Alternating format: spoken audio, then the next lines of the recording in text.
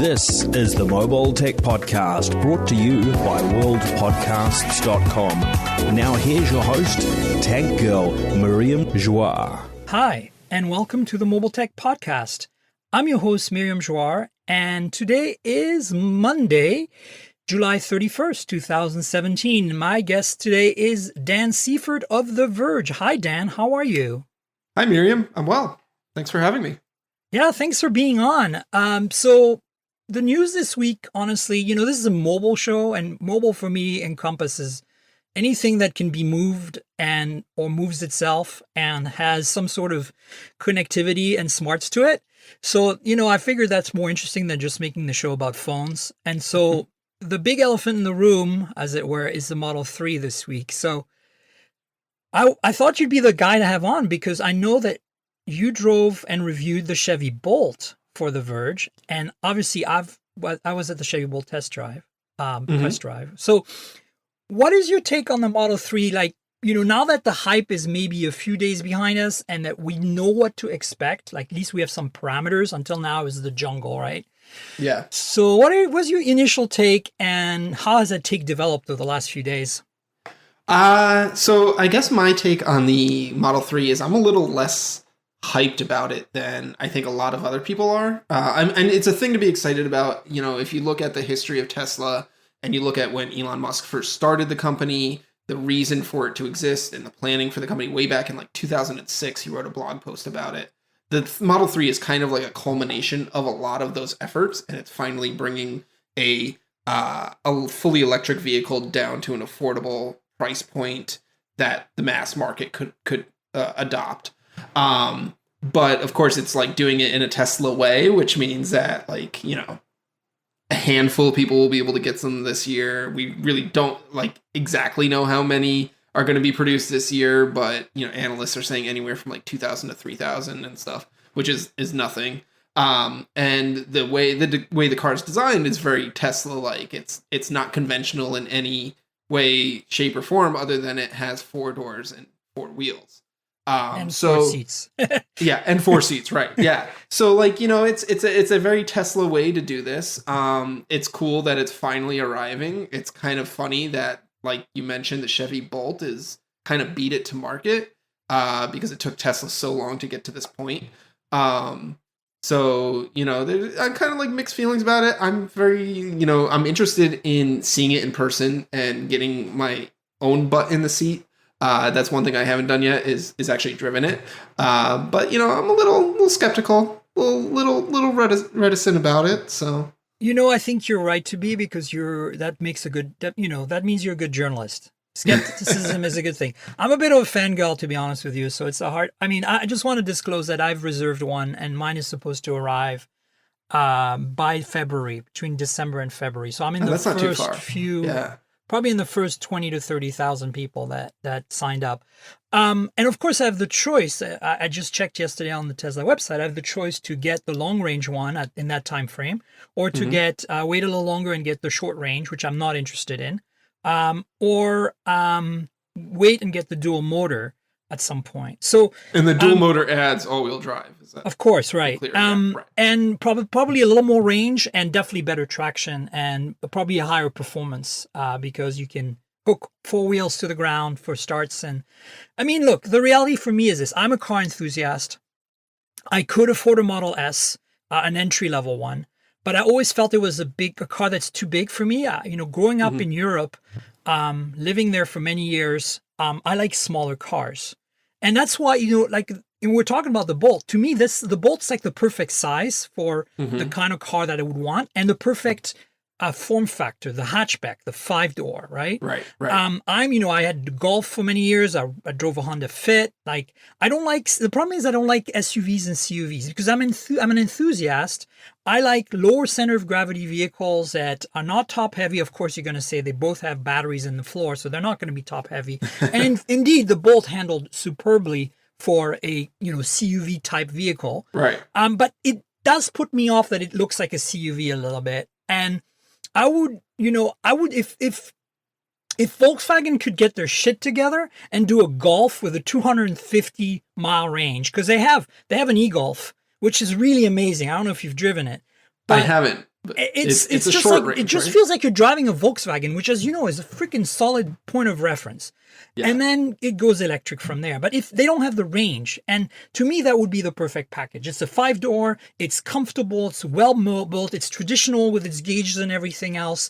It's very safe, and it would have the kind of experience that I can get from a Bolt in terms of driving dynamics and acceleration and range. But that's not the case. So to me, the Bolt is kind of a consolation prize in many ways. It's like, I'm glad Chevy did it. Somebody pulled it off before Tesla, and they did so at a price that I think is overall going to be lower than the Teslas, because Yeah. most of those Model 3s are going to be sold for way more than the 35,000. That's the reality. Right. I'm not absolutely don't have any issues spending up to 60K on that car, because it's still cheaper than buying the Model S base, which I can already afford. So to me, it's a size thing and a cost thing somewhat that I don't have a Model S. So I think I'm the perfect customer for the Model 3, because I do love the looks of it, and I like it that it's rear-wheel drive or all-wheel drive versus front-wheel drive on the Bolt. So to me, as an enthusiast, all this stuff kind of matters. The thing that rubs me completely the wrong way is the lack of a dashboard, because I'm sorry, but I'm really hoping there's an entire third party that pops up of ODB2, heads-up displays for the Model 3. Like, I think if you're in China right now and you own a startup, or not even in China, but if you have connections in China for manufacturing and you own a startup, I tell you, get in the business right now. Make a heads-up display specifically for the Model 3. Or even an instrument bin that you can just mount on that beautiful wood dash, and that looks and feels like stock and wirelessly connects somehow, or with just a single power cable connects to the ODB2.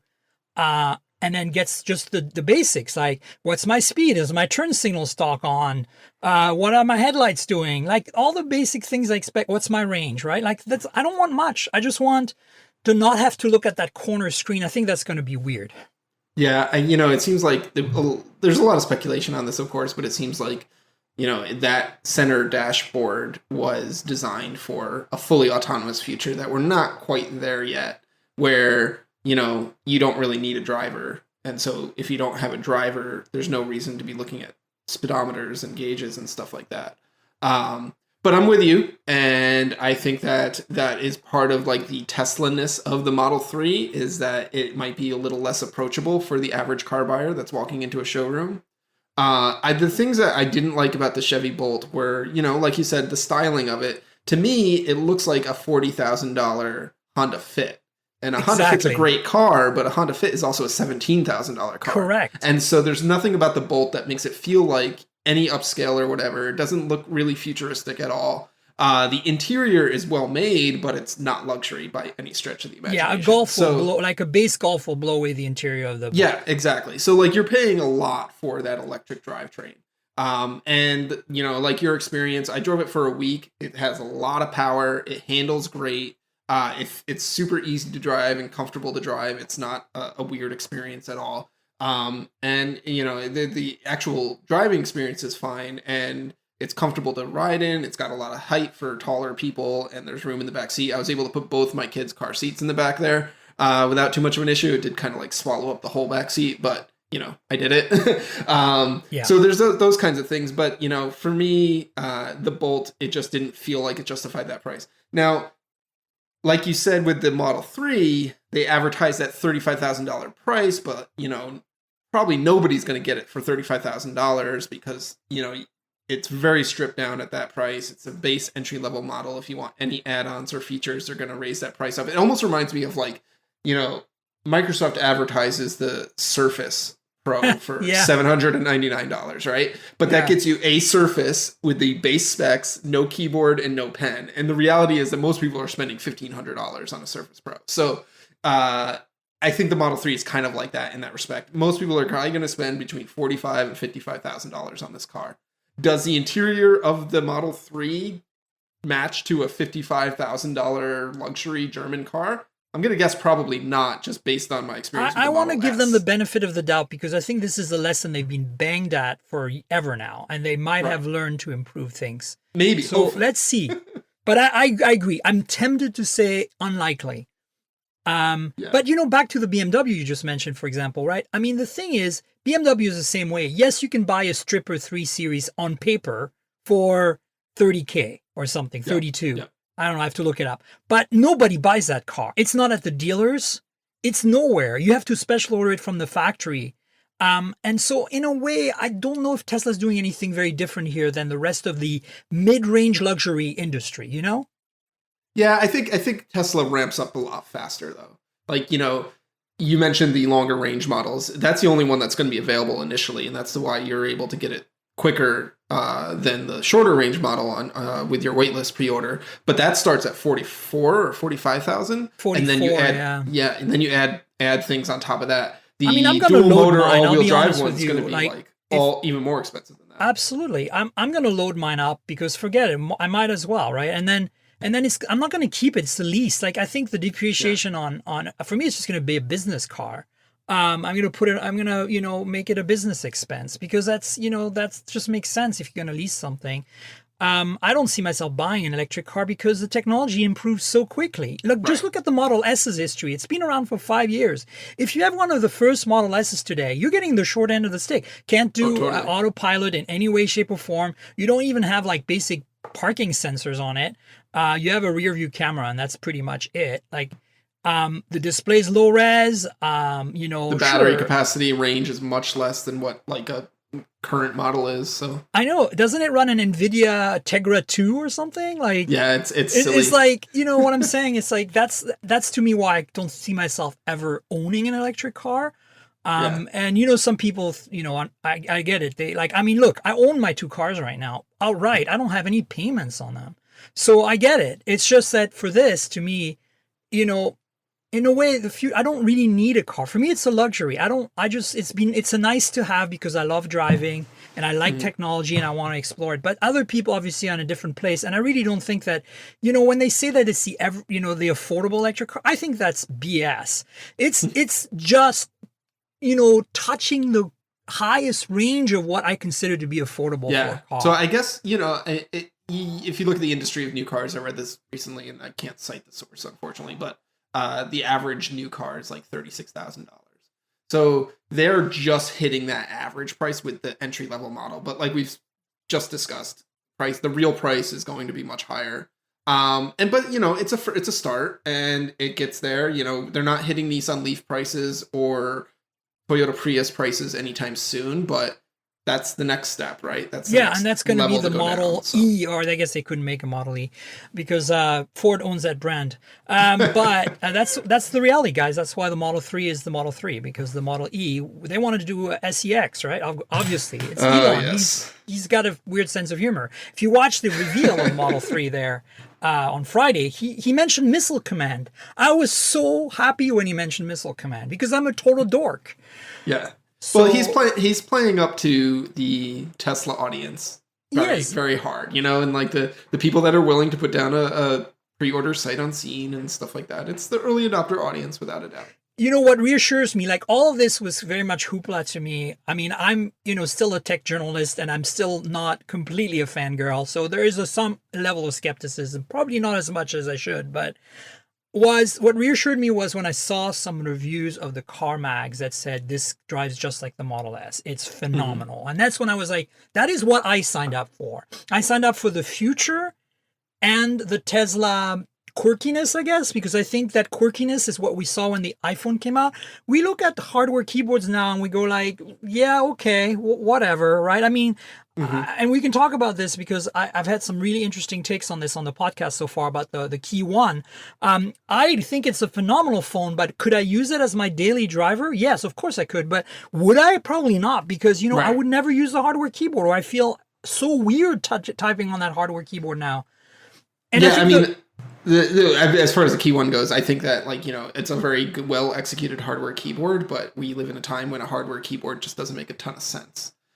Because we use our phones, a hardware keyboard is great for when you need to get work done and you need to send a lot of emails. But it turns out that my phone, I use it for a lot of work, but I also use it for just as much entertainment and the hardware keyboard is right in the way when I want to use my phone to avoid getting work done. So it's kind of like doesn't really fit in 2017, at least in my perspective. Yeah, and that's what I'm saying. It's like I'm making this analogy because when we look 10 years from now at the Model 3, we will all be like, of course you don't have a dashboard. Of course you don't have a key.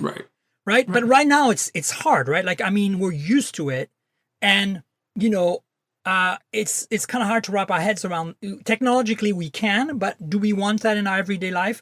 So to me, I'm a bit torn, and I think that Tesla has been one of those companies that's really interesting, kind of a bit bipolar in a way. Their cars, because on one hand, they want us to go all autonomous, right? They want us to eventually not have a dashboard, not even have a wheel and pedals, and the computer takes over, and we can sleep and, like Elon said, watch movies, all that stuff. But at the same time, they make cars that are phenomenal driver's cars. That when you hold the wheel, you can feel all the imperfections of the road, and you feel really dynamic, and it's really solid and really good. So, like, what is it going to be, Tesla? Like, right now, you're giving me both. I'm very happy about that. I feel that the Chevy, you know, is probably not quite in the same league as the Model 3 is going to be, simply because it's not rear-wheel drive.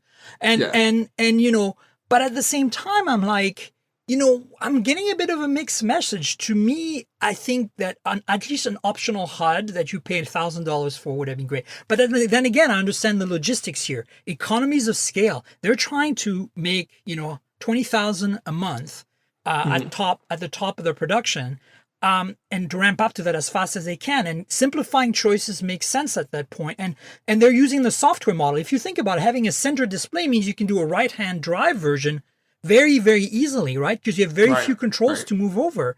And the touchscreen to me makes perfect sense to control almost everything, because those cars, you look at modern cars, even my 2001 Porsche, it's so computerized that like, you know, when I plug something in the diagnostic tool in the CAN bus, I can talk to all the modules and like turns things on and off. That is completely software driven, even though I'm moving bits of hardware in software. So the question is, do you actually need the hardware for some of these things?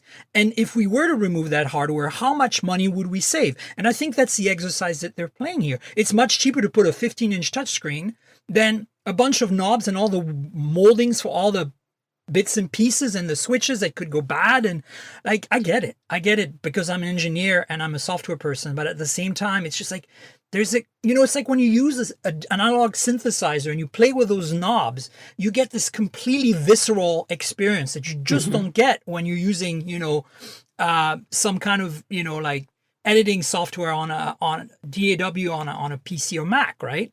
Right. So I don't know. I'm very torn, but because on one hand I kind of see the glimpse of the future in that car, but at the same time I'm just like, you're giving us mixed messages, Tesla. As far as the center console and stack, the fact that the thing that I hesitate with is the fact that it's only a touchscreen. Going back to the Bolt, one of the things that I actually liked inside the Bolt was it had a 10.2 inch touchscreen, which is a little smaller than Tesla's, but for most of its functions, it also supported Android Auto and CarPlay, which I have to note that Tesla does not, which is insane. Yeah. But below that touchscreen in the Bolt are like hard buttons for turning the AC on and off easily or adjusting the volume quickly and easily, which are like, to me, always seem like serviced better by physical buttons when you are tasked with paying attention to the road. I know I just said that like the hardware keyboard on a phone doesn't make sense in 2017, but volume controls and AC controls in a car do make sense in 2017. Yeah, there are a few until we get to fully like autonomous driving where you don't need to be looking at the road ever. Totally. There are a few things that I would love to see. And it's also very interesting to me that the steering wheel, if you get the updated interior with the electric steering wheel adjustment and the electric, basically all these things are controlled by the touchscreen. But the seats still have physical controls on the edge of them, which I'm like, that's so non-Tesla. You know what I'm saying? But I think that's actually a regulatory thing. The seats have to be able to be adjusted fore and aft at least. Physically, when the car, even with without the ignition on, when you open the car door and you unlock the car. So I think that's why they had to put knobs on the seats. But it's weird to me. Like, that seems so non-Tesla. You know what I'm saying? Yeah. But anyway, it's interesting. We'll see. At the same time, when we first saw the iPhone, I think we all kind of understood that if this software keyboard, this virtual keyboard could be done right, it might work. But we were very skeptical. Remember? Yeah. Oh yeah. Well, a lot of us didn't buy in for a while. I mean, when the first iPhone came out, I was using a Samsung Blackjack, which had a physical keyboard. I tried the iPhone and did not stay with the iPhone because I couldn't deal, because, at the time, the first iPhone's keyboard was kind of laggy. It was. And it wasn't a great experience. And, there was many other limitations, not the least of which was, AT&T's 2G network sucked. And of course, no apps for a year and stuff like that. So it took a while for the iPhone to gain speed, but like once it did, and once you hit like the iPhone 4th generation iPhone, then it's like anything else seems totally archaic at that point. So definitely, I'm also a little torn that I can't get the dual motor from day one because look, I've driven all-wheel drive cars before, and as a daily driver kind of feature, I live part of my time in the Northwest, and it's nice to have all-wheel drive for inclement weather traction, and also for performance on the electric cars. I mean, Tesla has shown on and on again that having four wheels driven with instant torque is supercar territory in a luxury sedan on the Model S. It's amazing that the performance, the 0 to 60. Now, it's neck snapping acceleration. It's a gimmick. Do you need that in everyday driving? 0 to 60 in 5 seconds in everyday driving is really fast. My Porsche 0 to 60 in 5.5. It's an older one, but that is already super fast. So 2.3 or whatever, like the P100 ludicrous. It's like, forget it. It's like you're never going to do this in everyday life unless you want to impress your friends in the car and say, watch this, hold my beer, but I think performance wise, I'm not too worried really about the rear wheel drive, but it would be nice to have that option. And I'm not sure, as an early adopter, that I'm willing to wait until they said the fall of 2018, summer to fall of 2018, if I want the dual motor. Yeah. So, I'm fortunate that I'm not in the market for a new car right now. So I'm kind of like, I didn't put any pre-order down and I can just wait everything out. But for personally, my family, we have an all-wheel drive car because we live in New York State. Snow. And there's real winter here, and we need a all-wheel drive to get around in the real winter because we can't just stay home all day. So that would be something that I would definitely kind of have on my short list of things that I would personally be waiting for. Yeah, for me, the Model 3 is really a luxury, but at the same time, it's fulfilling having a long distance cruiser that's quiet and an around town car that's basically emits nothing and sips on energy, basically. That's why I'm really excited about getting it. I drive between Portland and San Francisco a lot.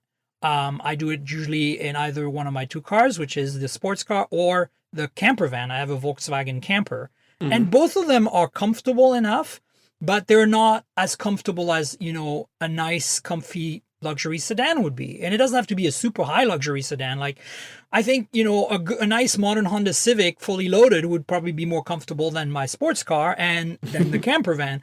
But at the same, for noise levels and for, seating and general amenities. But at the same time, if I'm going to go, I want to sample the future. And to me, the supercharger network is one of those areas where Tesla really kind of gets it and owns the market. I just don't understand why none of the other manufacturers are spending the money on that infrastructure as actively as Tesla is. Yeah, what is your take on that? That was basically my takeaway from my time with the Bolt. I live in the suburbs outside of New York City. I'm like 90 miles outside of New York City.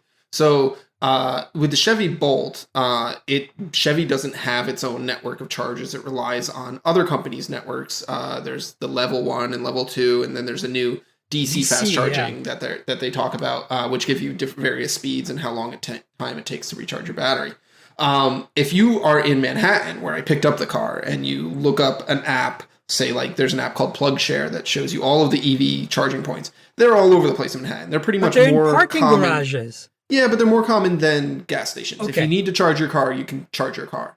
You drive up to where I live, though, and there's like 2, and they're both at car dealerships that sell like a BMW i3 or a Chevy Bolt or whatever. And, it might be a hit or miss whether that their, chargers are available, whether the charger even works. if you go on the Verge's YouTube channel and you watch the video that I did with the Bolt, we went to a Golden Corral restaurant parking lot because that's where the app pointed a charger to be at, and there was a brand new charger sitting there. But what the app didn't know was that particular Golden Corral had gone out of business and closed, so the power to that charger had been turned off, and it was not able to charge the car. So it was like kind of like one of those things that like I was stuck and like I couldn't do anything and couldn't charge my car or whatever. And had it been a real situation where I couldn't charge my car, it would have been like really, up the creek. And there's like, other anecdotes I can share about my time with it. But like basically my takeaway is that like, the technology for the car is certainly there. The infrastructure to live with the car is not there, especially if you live out in the suburbs or outside of a major urban area that doesn't have these networks already in place. Now, Tesla has its supercharger network, which is obviously, been being built out for, 5+ years now and is in many places across the US. But even then, for me to access a supercharger, I still have to drive like 90 to 120 minutes to get to one. Holy crap. So there's really none by me. And I'm not in an area that's completely rural. I'm not out in the mountains. I'm in the suburbs. I commute to New York City. It's not that far. So, that it's the reality of it. My recommendation for Chevy Bolt people who are interested in the car and are kind of in the same situation as I am would be to install a charger in their garage. Is like a non-optional. Like you need to install a level 2 charger in your garage so that way you can charge up to a full charge every single night, and then you have 200 miles to drive around during the day. Otherwise, the car's not really livable. Yeah. So for me, that's part of the reason the Tesla is a good fit is because the superchargers both in San Francisco and in Portland are within 20 miles of the city, basically. There's there is a whole bunch of destination chargers that Tesla calls that are like actually specific for Teslas, but they're not as fast as the superchargers at various malls and parking garages. And so that's good for a quick top off, like just a few miles, like if you're low. But supercharger is really what I need. And in San Francisco, I live in an apartment. I park on the street. So I can't get a charger. And as in Portland, I have a driveway, so I will get a Tesla charger for my driveway just because it's convenient and at least I can top off the car overnight before I go on a long road trip, right? But it'll be really interesting to see if it even works for me. Like driving from Portland to San Francisco will be non-issue because I'll fully charge from my house. But driving what's the miles from Portland to San Francisco? 635. Oh, okay. So you'll have to stop so and charge stop twice, right? Reasonably, because there's mountains and stuff. Sure. And there's enough superchargers on the way. It's not going to be an issue. There's one at least every two hours. So, okay. But the big issue I think for me is when I'm going to leave San Francisco is how do I top up in San Francisco before I leave? Because I don't want to drive 20 miles out of the city in the morning, plug it into the supercharger, and then then be on my way. I want to kind of be on my way. It's a 10-hour drive, right? So it's interesting. We'll see how it goes. And maybe it won't be a fit, maybe it just won't work and I'll just keep it in Portland as my drive around town car. We'll see how it goes, but I'm hoping to be able to use it for long distance. For me, it's going to be the idea of having a very quiet, semi-autonomous car to drive on this trip that I do relatively regularly. I fly most of the time, but I go back and forth enough that sometimes I want to have a car with me in San Francisco, since I spend most of my time in SF, and I want to have, a car that I can, go to the Google campus with or Facebook for whatever meetings I have, right? It's much more convenient than taking public transit. For inside the city, I find that it's generally easier to take a Lyft everywhere. But, when I need to go to the South Bay or something, it just doesn't become practical to use public transit. And so having a car that I don't have to, worry about bumper to bumper traffic jams with because it just drives itself, and that, on that long 10-hour trip, I can kind of like leave it on autopilot for a big chunk of the way on the freeway and, keep an eye on it, but not have to worry about like being completely attentive all the time, which I obviously have to do in the other two cars, especially the Volkswagen Camper, which has about as many electronics as your pocket calculator does. I think the only computer in that vehicle is my fuel injection computer. And the radio that I have in there that has like, a CD player. So it has basically an embedded computer that can decode CDs. That's it for computers in that car. But look, I think it's going to be, for me, it's an experiment as well. I think as a car enthusiast who's a technology journalist and a technologist, a futurist, I want to try it out and see if this works. Like, and if it doesn't, you know what? I can return it when the lease is over, and that's going to be the plan, basically. So wish me luck. Good luck. Yeah, thanks. But I hear your pain because I've driven enough electric cars, as reviewed vehicles, right? That I've had the same challenges, especially because I've never had a Tesla as a review device, review vehicles. So it's like I've always had to struggle with like, where can I find a level 2 charger near my house in SF? And most of them are in parking garages that are locked at night. And you have to pay to use them during the day simply because it's free once you're inside the garage, but you have to pay to get in the garage, and parking rates in San Francisco, $40-50 a day. Yeah. And then there is I live near a whole bunch of warehouses in Potrero Hill, like close to the dog patch, and the dog patch still has a car mechanic down there that does hybrid repairs and maintenance, and they have a level 2 charger that is free. It's with ChargePoint. All you need is a ChargePoint account, but they don't charge you for it. The problem is it's one, right? So guess what? It's always taken, right? And level 2 is not and level all 2 that isn't fast. super fast, and it's another mile walk from my house. So it's close on paper, but I still have to walk or get somehow to the house and back while the car is just sitting there being useless for, how many hours? So it is going to be interesting. And that's why, to me, having a 310-mile range on the Model S, Model 3, is going to be kind of like the killer app in many ways. Because I will not be fully charged a lot when I'm in SF. Yeah. It's not going to happen. So I'm going to have to find a way to deal with that somehow. Thankfully, it's a 7x7 mile city. So if I just have to run an errand across the city, it's, I'm going to basically barely move my battery gauge, right? Yeah, so we'll see. We'll see how it goes. But I'm excited. I think, look, it's like somebody's doing this right. And I love German cars, I love Japanese cars, but they just haven't done it right yet. And of course, Americans, kudos to Chevy for doing this. I mean, seriously, awesome car, the Bolt.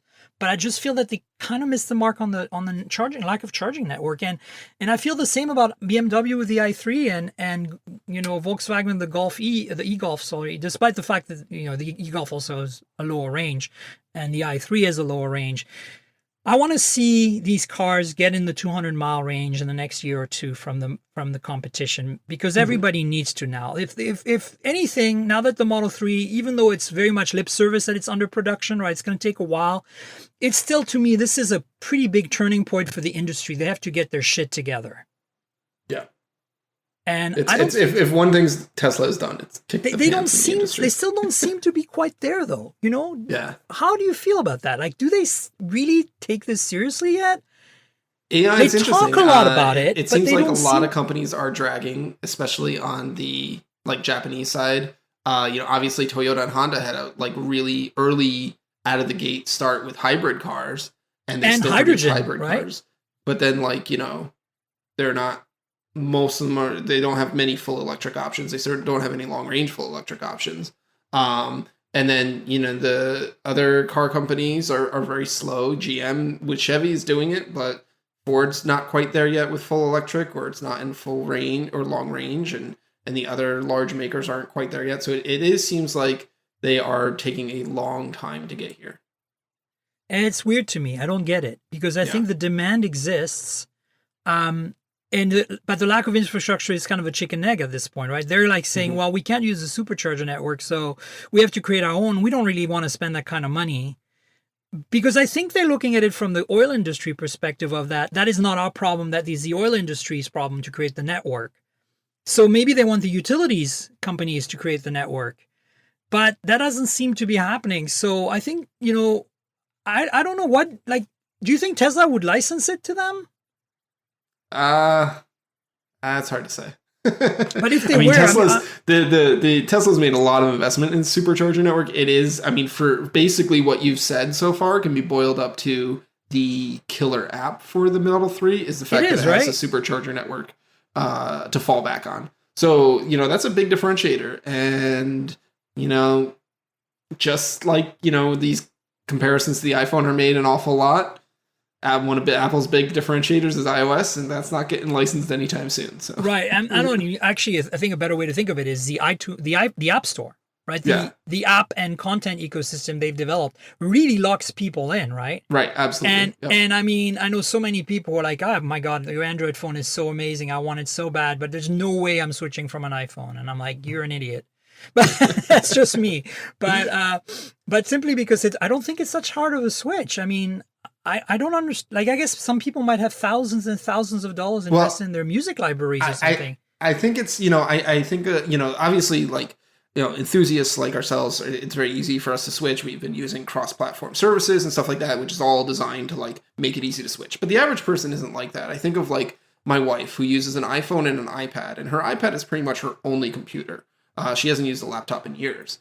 And you know what she does a lot on her iPad? She iMessages a lot on her iPad. Yeah. And if you take the iPhone out of the equation, all of that breaks and it all falls apart. And so, like, I will try to slip her various Android phones, be like, oh, this one's got a bigger screen, this one's got a better camera, the stuff that you like, blah, blah, blah. And, like, it doesn't really matter because it breaks all the rest of her workflow. And, like, she doesn't want, what matters is what works to her. And, like, those other things she can live with a slightly smaller screen or a slightly inferior camera, or maybe the battery life isn't as good. Or the latest thing is, her iPhone doesn't get as good signal as my S8, which I'm like, hey, my S8 is great signal. I get signal everywhere, blah, blah, blah. And she, like, doesn't get a strong signal, but, she can't use her iPad to iMessage when she has an S8. So end of story. Yeah, no, totally. Look, I get it. My spouse, Theo, is exactly the same. They really don't want to switch not because so much of iMessage, but because they're so invested in the user experience, and they also feel like, hey, this is not like, this is not something I really wrap my head around, and so, but their phone is a 5S and it's really old, and the reception, because we're on T-Mobile and T-Mobile has implemented all the new bands, right? Yeah. My Pixel is so much better reception simply because I pick up bands that they can't get on. Exactly. And then of course there's the whole issue of you pick up like a Galaxy S8 or a Moto Z2 Force, which has gigabit access on T-Mobile now, and it's just like, forget it. It's like I blow them away in terms of network performance every time. Right. And we have a cell spot in our place in Portland because we have poor reception in that area of town, and it's saying, thankfully that's helping us a lot, because otherwise we'd be SOL, right? Yeah.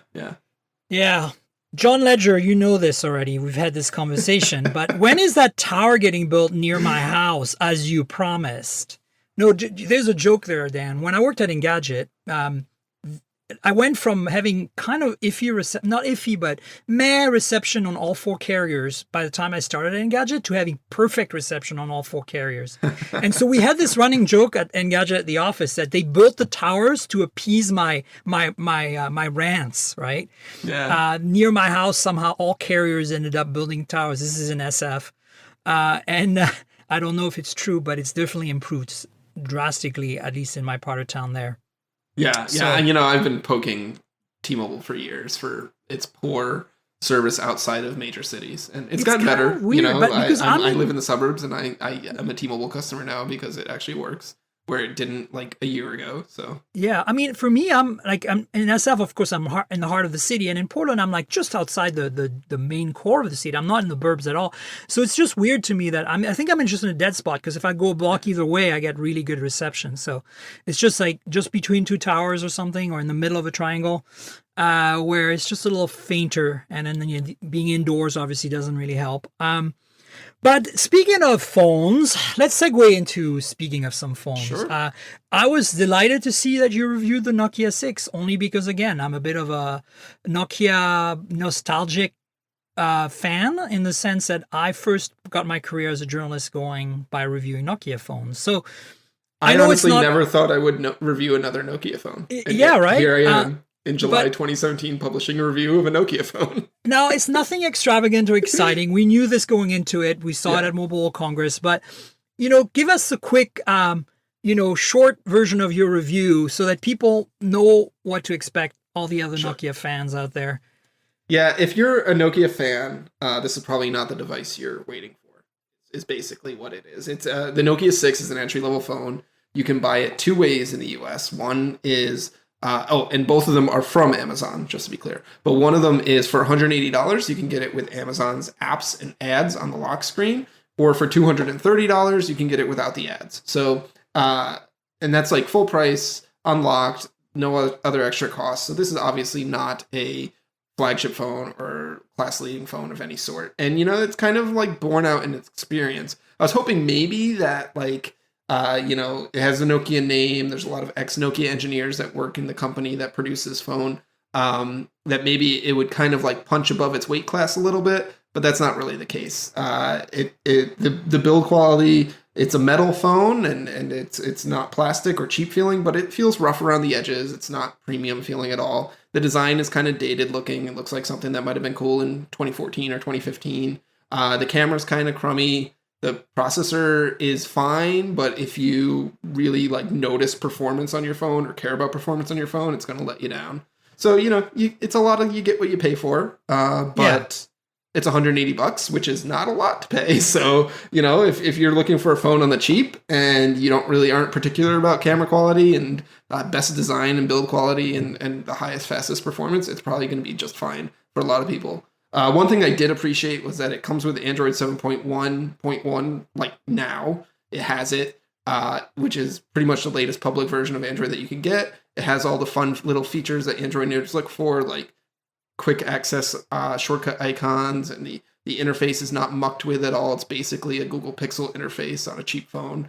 So that's like, kind of a thing that was nice to have, because usually with inexpensive phones, the worst part about them is the software experience. And so I can say the software experience is good on this. So cool. Well, thanks for the rundown. I think that I wasn't expecting too much on that phone, frankly. I'm really looking forward to the Nokia 8. There's supposedly a launch event on August 16th, maybe in Europe somewhere. The US PR team would not confirm that, despite the fact that you guys wrote about it. So obviously some people have gotten invited.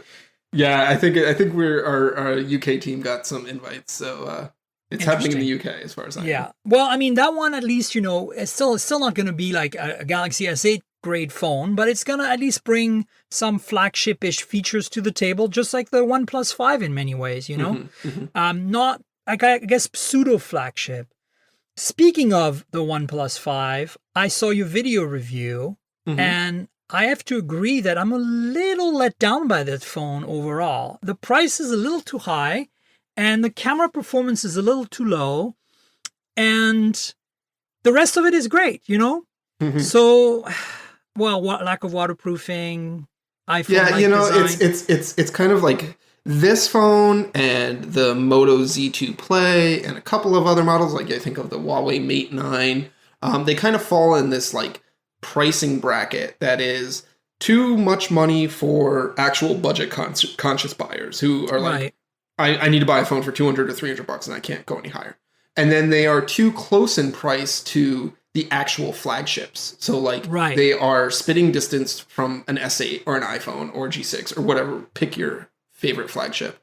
Especially if you can get like carrier deals. Like the S8 seems to be going on sale every other week or every week. And when you are in the US at least, most people are buying their phones on payment plans where they have 24 months to pay it off. And the difference between a $500 phone and a $700 phone might be $4 or $5 a month. Like, who cares? That's go with a $700 phone. That's the cheapest espresso in San Francisco, right there. Yeah, so, exactly. Like it's a no-brainer. So you get this unbuying valley, I call it, the unbuying valley between the pricing is like $450 to like $600. Like, just nobody buys phones in that thing, and that's kind of right where the OnePlus 5 sits. And as far as like performance goes, it's really fast, and it has the fastest processor and all that RAM and all that stuff. The design it's well built and it's metal, and you're getting premium stuff there. The camera is obviously where you give up the most. It's where it falls apart to me. It's like it's subjectively overall, I think better than the 3T, but not really that huge of an like it doesn't keep up with the competition, the real competition, those $700 flagships, in my opinion. That's where it's really vexing to me. See, I feel that it let me down a little bit this year. I love it a lot. Like in the vacuum, this phone is amazing, but it's not in a vacuum. And as you said, there's an issue of like the unbuying valley. Is that what you call it? Yeah, that's what I called it. That's phenomenal. But to me, I'll be honest though, that the Mate 9, at the time it was announced, I still think of it as pretty much flagship grade. It's priced lower than a flagship, but it doesn't cut any corners. I mean, it has OIS on the camera. It has, I mean, if you consider, I don't know, the software experience on Huawei still drives me nuts. And, for sure. But I think on paper, it still matches, and I think the camera is at least in a league that's decent. I think it's better than a OnePlus 5, not as good as the state of the art or anything. But it's also a phone that was made in the fall and launched in the fall in Europe. Winter, I should say.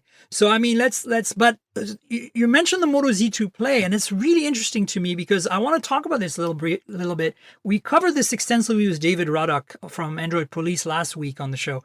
And of course, the reviews are going to be out soon because I think there's still an embargo for that. But the Moto Z2 Force versus Z2 Play issue. To me, the Z2 Play is the better phone. Yeah, on paper, the Z2 Force has got a better processor and it's got a high-res screen and, supposedly it's got the dual camera system and then that shatter shield display. But man, do you pay a lot for those features. And its price is like ramping right up to $800 and it is, using, Motorola they knew they were doing this, but they kind of shot themselves in the foot. It's now like, they're using this design that works for their mod system, but it means that their phone kind of has to look pretty dated, especially when it's on the shelf next to a GS8 or a G6 or whatever iPhone's coming out in the fall. Like, you put that phone you put the Z2 Force next to any one of those phones, and it's like, well, man, one of these other ones looks really nice and definitely looks like the future of phones, right? Well, they could make a 2x1 display on a Moto Z form factor and chamfer the edges in the front, but they're stuck with the back, right? Well, they're stuck with the back and they're stuck with the fingerprint scanner where it is. They could omit a fingerprint scanner, but that's not going to play very well either. Unless they are able to develop a technology to do under glass fingerprint scanning, which we've been waiting for and nobody's really come out with in any meaningful way. They're kind of stuck with this design that they have, at least for 2017. Right. And, so be it. That's the choices they made. The other thing that kind of disappoints me with the Z2 Force is that, you don't get it seems like they cut a lot of corners in a lot of ways. Oh my God, the battery is a lot smaller than last year's phone. No headphone jack still? No when they have jack. one on the Z2 Play? Right, exactly. You don't even get a style shell in the box with the Z2 Force. So the little things that you got last year or you even get with the cheaper model with the Z2 Play, you're not getting with the more expensive version. It seems like a kind of a little bit of a miss. We'll see what the reviews say when, they come out officially. As far as the Z2 Play goes, I kind of feel the same way about that in terms of compared to last year's Z Play. I was a huge fan of last year's Z Play. Oh yeah, I hear you. You could get it cheap. You could get it. It was had a killer battery life that was untouchable by any other phone. I actually used the Z Play as my primary device for a long time because really the only thing that mattered to me at the end of the day was whether my phone was working or not, and if it had a longer battery life, it would be working. And the Z2 Play was a regression in many ways, and the features that they added weren't good enough to really I agree. Yeah. make it that much better, and it bumped the price up a lot. So it's kind of I like Motorola, what Motorola is doing. I'm glad that they're going back to calling themselves Motorola, they should have all begun with. Right. And certain things that I like that they did, but this year seems like they're kind of whiffing a couple ways, and it's a little bit of a bummer to see. For sure. I think for me, the problem with Z2 Force is that the battery, the battery sacrifice, I don't really care about the shatter shield display. I really don't. I think it's a step back in terms of quality because it's a plastic screen instead of a glass screen. It scratches very easily. Mm-hmm. Yes, it's shatterproof, but it's thicker and it has bad optical properties that I think affect the display performance, especially for VR. If you have scratches on it, you're going to see them in VR. Who uses a Daydream? Obviously, not that many people. But at the same time, it's they made the phone for Daydream. So anyway, The other issue is like a headphone jack. I really thought that they would come back to one because, the big players are not abandoning it. So maybe they would have been smart. And unlike HTC, who's sticking with their guns idiotically about that, would have thought that Moto maybe would do the right thing, but they chose not to. And then the camera, to me, honestly, it's a step down from the Z2 Play. And I'll tell you why. Because the Z2 Play is f1.8. and has large pixels, and even though the software is not the greatest, you can capture more light in low light, and you have no OIS, mind you, but the Z2 Force doesn't have OIS either, but it has an f/2 lens, so it's not as fast, and it has these large arrays, so it's I don't think they're large pixels. I think they're small.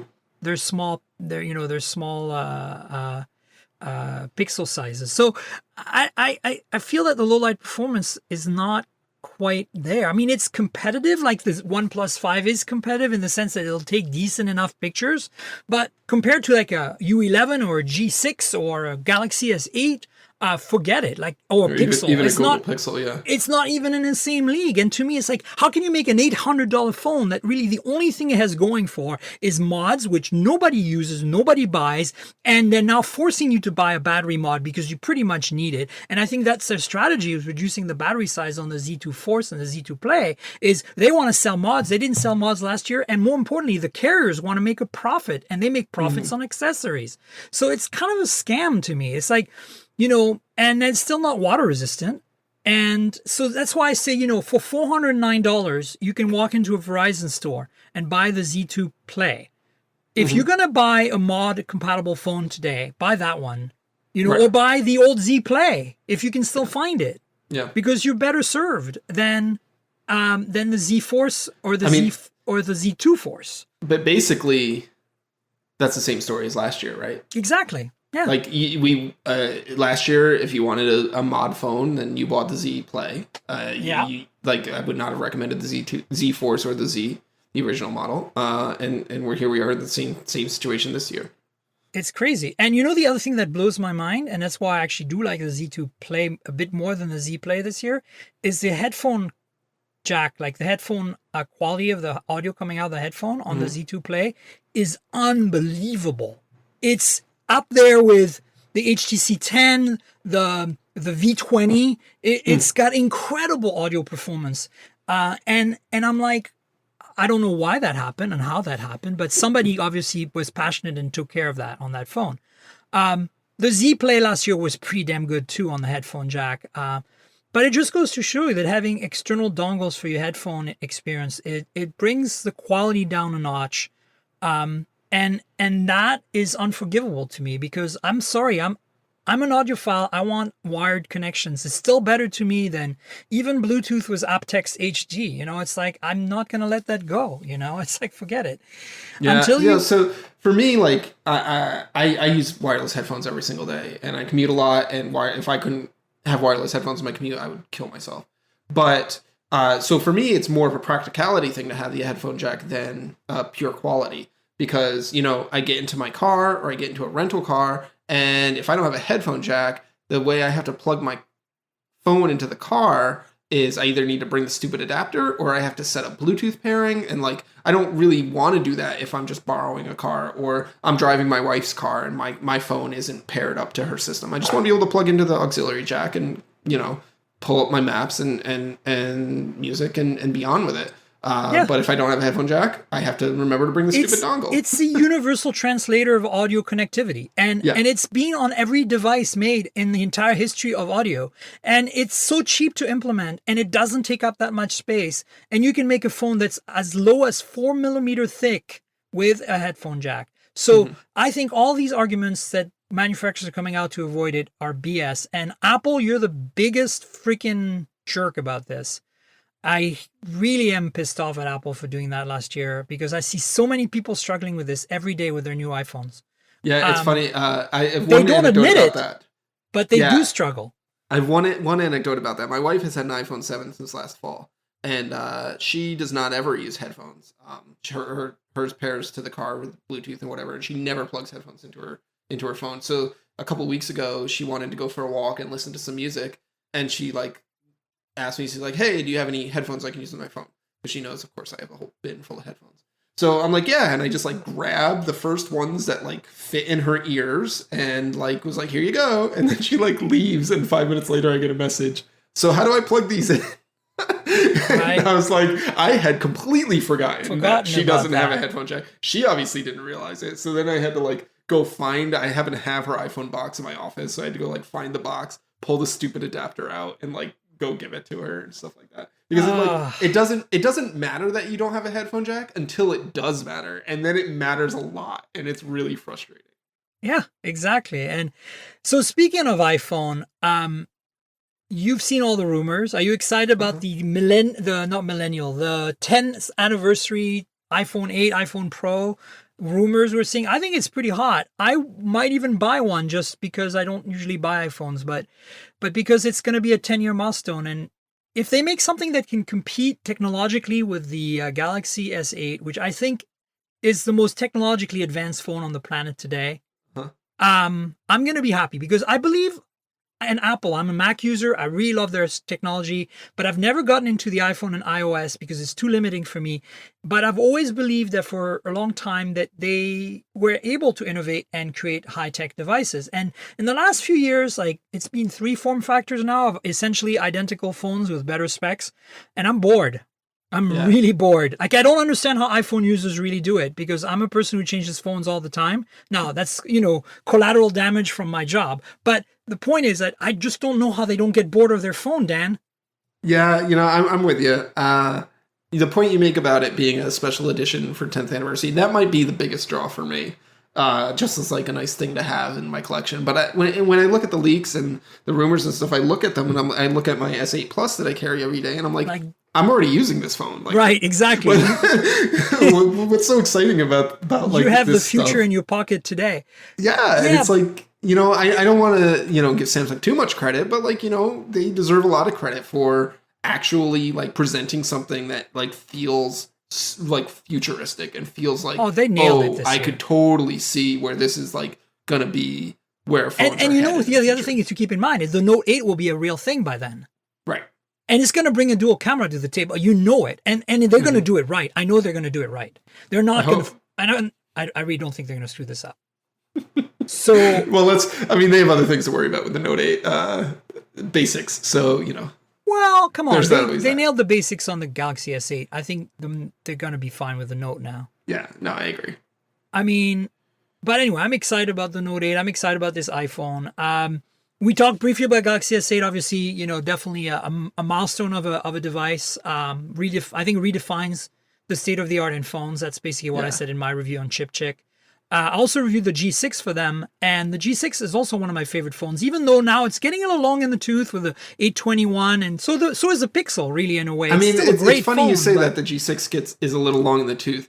It came out 3 weeks before the S8. I know. But they're concurrent models, and it just feels like LG made a worse version of the S8. They did. Nobody's buying. They did the proto. I call it the proto S8. It's the prototype of the S8. Yeah. Because it has the display and everything, but it doesn't really. You know what I'm saying? Yeah. But there are lots of good things about the G6. I think personally, I love the wide-angle camera, and I think the camera performance for a small pixel sensor is really ridiculously amazing. And I love the fact that it's not a curved display on the edges. And that it feels really great in hand. Those are the things that I like about the G6. I wish I had a Snapdragon 835, but I have a feeling the V30 is going to be our phone. For those of us who want a bigger phone, but I no longer want the removable battery. We want like a sealed, waterproof design like the G6 is. That's going to be the phone for us. It's going to bring everything we saw on the G6, but bigger in size with all the latest technology, right? The 835. And to me, I can't wait for, the rumors are now September 28th launch for the V30. So let's see if that happens. Yeah, interesting. I haven't followed the rumors too much on that one, but yeah, that would make sense. Basically, just take a G6, put the latest guts in it and more RAM, and then, beef up the size. And there's rumors that it'll be the first AMOLED panel from LG on a phone, on a mainstream phone. Because, and then so the far... new Pixel will come out and it's going to be... And so here's the thing. Pixels this time, and I'm super excited with the new Pixel because that's my daily driver still. I have an XL. I'm looking forward to the Pixel 2 because it's going to be made by LG, so it's going to have the core, I think, of the G6 and V30, but distilled into a Pixel experience probably without the dual camera, obviously. But whatever, if they can do what they did Google with their algorithms last year and crank it up a notch to scale up to the better processors, and there's even rumors that it's going to use the next chip, the 836 from Qualcomm, supposedly. I don't know if that's true or not, but I wouldn't be surprised. We got an 821 last year around the summertime. So 836 to replace the 835 wouldn't be that much of a stretch. And making that into a Pixel and, really nailing the Pixel again would be a pretty awesome thing. So I don't know. What do you think? Huh? Yeah, no, I agree on all fronts. One thing that would disappointed me with the Pixel last year is how quickly it felt aged. Like this, especially the physical design of it. Like, it just did not age well.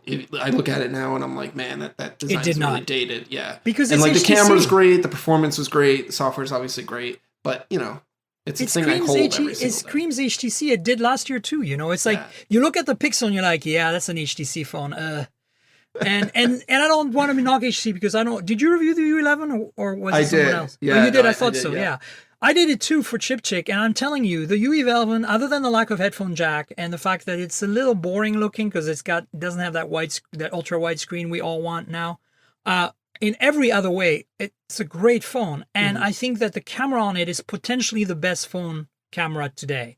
Yeah, it's a tough one because excellent in many ways. I just felt like with the U11, like aside from its like stunning color and the glass and everything, the shape of it is very boring and like it's very dated looking at this point. And it's like, it's silly to say that because like we've been using phones that look like that for so long now, but like as soon as these super widescreen displays came out, they immediately made everything else look super old. Yeah, I mean, all you have to do is put a Galaxy S8 next to an iPhone 7 and you'll know exactly what we're talking about. Yep. Because it's like mind blowing. You want that Galaxy S8 so bad. Like, I'm sorry, I do. I don't know. iPhones are so boring. They always have been. Actually, they haven't. I think the 5 series, the 5S, 5C, SE, not 5C, 5S, and 5 SE, no, SE, are, I think, pretty awesome designs. I like the squareness. I like the way they look and feel. But the blobbiness of the 6, 6S, 7 is totally boring to me. Like, can you make a bar of soap? Anyone? There's your iPhone. It's a bar of soap. Don't melt it in the tub. Anyway. Speaking of phones that are upcoming, Essential. We still don't have that phone. What do you think is going on there? It's essentially not here yet. Well played. I think they highlight the issue with a new company trying to make a very difficult thing, which is building a smartphone isn't hard. Building a very good smartphone is hard. And they've got one carrier partner, but it's not an easy thing. I think Andy Rubin said on stage at the Code Conference in May that they would be shipping phones within 30 days. I think he probably got a little overexcited there and might have spoken out of turn that the rest of the company kind of wasn't, prepared for and stuff. So they obviously missed that window. They're probably going to, unless they do something really quickly, they're not going to come anywhere close to that window. It's a new company and they're building a new thing. They one of the things that they like to tout is the fact that it's manufactured with titanium, which is a different material. So maybe it'll be interesting.